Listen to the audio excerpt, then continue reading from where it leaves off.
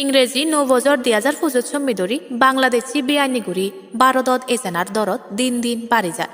প্রতিদিন ভারতত একান জাগাতুন বাংলাদেশি দূরি ফানার ঘটনা উদিয়েছে। বাংলাদেশে ভারতরে জেত্তমান গম নফেদসাত বাংলাদেশের নাগরিক কুঞ্জে ভারতত হামথকা এই ফান ইকি ভারতের নাগরিক নতুন ফিজর উদিয়েছে। বাংলাদেশত ইউনুস সরকার এজানার জেরে বাংলাদেশি গুনি হাম নফাদন নাহি দিন মাগানে যে বাংলাদেশত তুন ভারতত হামথকা এচি মানুষ দোরা ফত্তন নিদি গেলে হিল্লি আগরতলা রেল পুলিশের আদত দৌড়া হেলাক বাংলাদেশতুন হাম করা এচ্ছি 3 জন বাংলাদেশি। তারা লগে বাংলাদেশি ফারগুড়ি ইকু ভারতর গাবুচি ফো দরি ফাওয়ি তারারে কোডত নে যাওয়া গুড়ি হয়ে রেল পুলিশের ওসি তাপস দাজে। এই খবর নালত গুনাইতে বাইতে বেগাসমার বদি ফলো করি থাকো জুমসদক টাইমসের লগে ফাতুরু তুরু।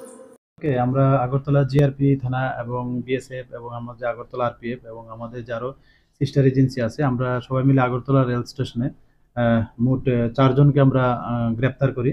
তো 4 জনের মধ্যে 3 জন বাংলাদেশি ন্যাশনাল আর একজন আছেন যিনি মানে আমাদের ত্রিপুরার বাসিন্দা। তো অ্যাকচুয়ালি তারা ওই বাংলাদেশি যে 3 জন আছেন তারা অবৈধ উপায়ে আমাদের ভারতবর্ষের বর্ডার ক্রস করে এসছে এবং তারা রেলপথের মাধ্যমে বহিরাজ্যে যাওয়ার চেষ্টা করেছিল।